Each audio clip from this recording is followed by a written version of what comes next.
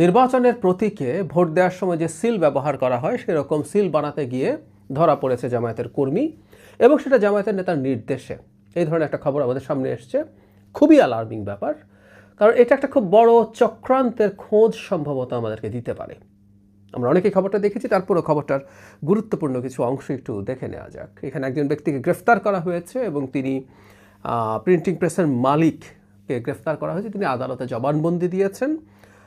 তিনি যা যা বলছেন ব্যাপারটা একটু এভাবে বলা যায়, মানে ভারপ্রাপ্ত কর্মকর্তা জানিয়েছেন এভাবে, জামায়াত ইসলামীর নেতা সৌরভ হোসেন ওরফে শরীফের নির্দেশে এসব সিল তৈরি করা হয়েছে বলে সোহেল রানা আদালতকে জানিয়েছেন। সোহেল রানা হচ্ছে সিল তৈরি করার যে দোকান সেটার মালিক।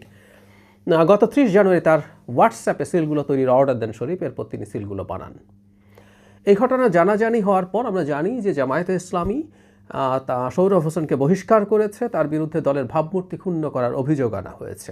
জামায়াতের আমির বলেন, ঘটনার পরপরই আমরা সৌরভকে দল থেকে বহিষ্কার করেছি। তিনি ভোটারদের ভোট দেওয়া শেখানোর জন্য নাকি সিলগুলো তৈরি করেছেন, তবে এটা দায়িত্বহীন কাজ।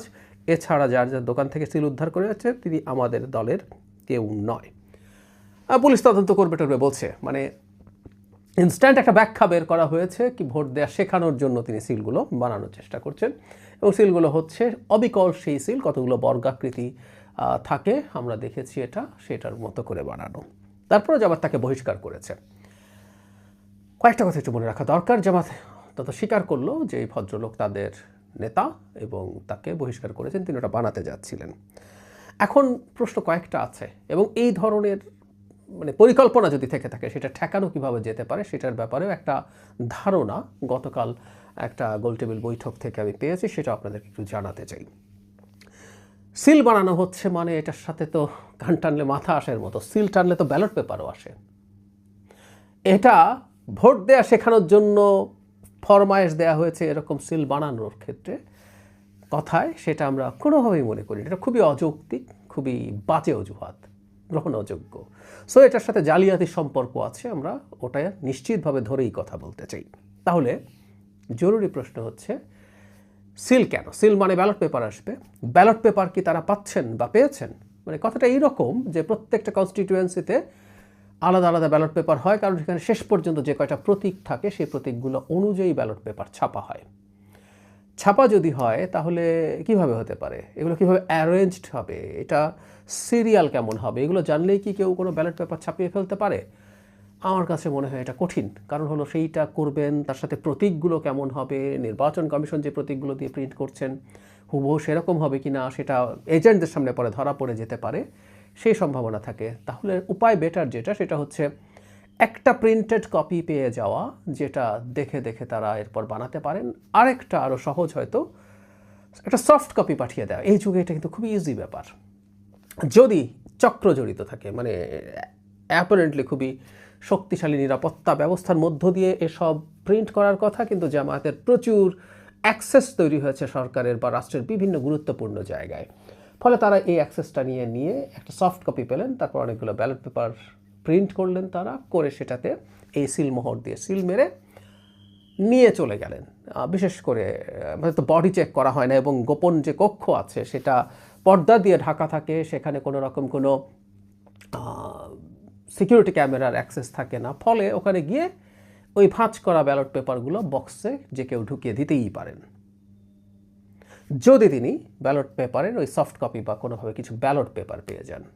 এখন প্রশ্ন হচ্ছে, এটা কি করছেন? আমি আসলে জামায়াতে ইসলামী এর বাইরে কিছু করতে পারে, মানে জামায়াতে ইসলামী এই ধরনের কিছু করতে পারে যদি সুযোগ থাকে, এটা বিশ্বাস করে। আমি আগে একটা ভিডিওতে বলেছি, খুবই ইন্টারেস্টিং, জামায়াতে ইসলামী সমর্থন করেন না, কিন্তু জামায়াতে ইসলামী মানে তুলনামূলকভাবে কম চাঁদাবাজি করেন বা করবেন এই ধরনের বিশ্বাস অনেকে করেন। আমি খুব বেশি করি না, কারণ আমি আগে একদিন বলেছিলাম, অনেকে খুব সমালোচনা করেছেন, চাঁদাবাজি আসলে খুব ব্যক্তির ইস্যু না বা দলের ইস্যু না, বা এটা একটা কাঠামোগত সমস্যা।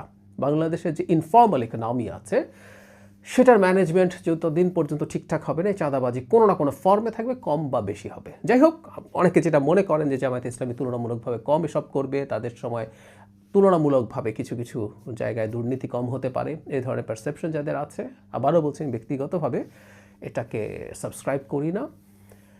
কিন্তু তারাও বিশ্বাস করেন নির্বাচনে জেতার জন্য জামায়াত ইসলামী যে কোনো অন্যায় অনিয়ম দুর্নীতি করতে পারে। মানে খুবই মজার ব্যাপার, একটা রাষ্ট্রের ভোট চুরি করে অবৈধভাবে ক্ষমতায় যাওয়ার অন্যায় বা পাপ চাঁদাবাজি বা অন্য করাপশনের তুলনায় বহু বহু গুণ বড়, কিন্তু তারা এটা করতে পারে বলে মানুষ মনে করে। সো এটা সিস্টেম্যাটিক বা সেন্ট্রাল একটা ডিসিশনের পার্ট হতে পারে। মানে একটা ধরা পড়েছে, এরকম আরও কয়টা আছে, কতগুলো আছে, এই প্রশ্ন তো সামনে আসতেই পারে।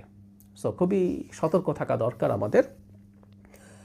একটা রাউন্ড টেবিলের কথা বলছিলাম, সেখানে এই ইস্যুতে না, জেনারেলি একটা খুব গুরুত্বপূর্ণ দায়িত্বের কথা জেসমিন টুলি আপা বলেছিলেন। জেসমিন টুলি হচ্ছেন আমাদের নির্বাচন কমিশনের অতিরিক্ত সচিব হিসেবে রিটায়ার করেছেন। তিনি নির্বাচন ব্যবস্থা সংস্কার কমিশনের সদস্য ছিলেন, যে সংস্কার কমিশনের একজন সদস্য আমিও ছিলাম, তার সাথে আমি কাজ করেছি।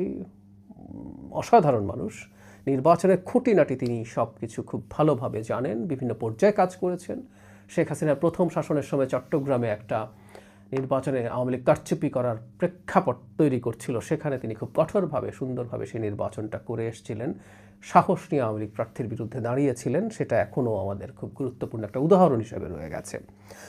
সেই টুলিয়াপা একটা খুব ইন্টারেস্টিং কথা বলেছেন, এটা আমি মনে করি তিনি অন্য সব মানে জেনারেলি বলেছেন এটা করার জন্য, কিন্তু এই চুরিগুলো ঠেকানোর জন্য এটা কাজ করবে। সেটা হচ্ছে এরকম যে কতগুলো ভোট দেয়া হলো সেটার একটা হিসাব করা হয়, কিন্তু কতগুলো ভোট বাকি মানে ব্যালট পেপার বাকি থাকলো এটাও চাইলে না, এটা এজেন্টরা ইনফ্যাক্ট ওখানে যারা অফিসার্স আছেন তাদের কাছ থেকে এটা দেখে নিতে পারেন এবং টুকে নিতে পারেন। একটা সহজ উদাহরণ দেই, যে একটা কেন্দ্রে ধরে নিলাম 100 ভোট হয়েছে, তো হিসাব করতে হবে যে ভোটগুলো ব্যালট পেপারগুলো বাকি রয়ে গেছে, এই হিসাবটা নাকি বেশিরভাগ এজেন্টরা করেন না।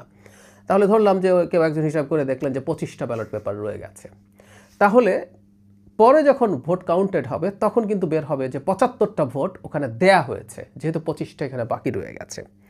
এই যে বাকি রয়ে গেছে হিসাবটা করলে কিন্তু এই ধরনের জালিয়াতি যদি কেউ করতে চেষ্টা করে সেটাও ধরা পড়বে, কারণ 25টা এখানে হিসাব হলে তাহলে 75টা থাকার কথা, কিন্তু বাইরে থেকে এক্সট্রা ব্যালট যদি ঢোকে, ধরে নিলাম যে আমরা এই ব্যালটগুলো লিক করলো, হুবহু একই রকম ব্যালট হলো, দেখতে প্রবলেম লাগলো না, ওখানে যখন ব্যালট বেশি হয়ে যাবে তখন অনিবার্যভাবে এই প্রশ্ন তৈরি করা যাবে যে ওখানে ভুয়া ব্যালট ঢুকেছে।